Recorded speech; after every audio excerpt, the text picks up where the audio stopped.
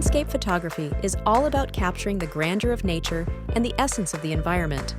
But what if your photos don't do justice to the breathtaking views? With the Sony ZV-1 II, we're transforming dull landscapes into dynamic masterpieces. To bring out the rich textures and colors in your landscapes, start with the Dynamic Range Optimizer, or HDR. This feature enhances the details in the brightest and darkest parts, ensuring your landscapes are as vibrant as reality. For landscapes, depth of field is everything. Set your camera to aperture priority mode and choose a smaller aperture around f8 to f16 to keep the entire scene in sharp focus from foreground to horizon. Keep your ISO as low as possible, around 100, to reduce noise and enhance detail. Then, adjust the white balance according to the natural light available to ensure the colors in your landscapes are true to life.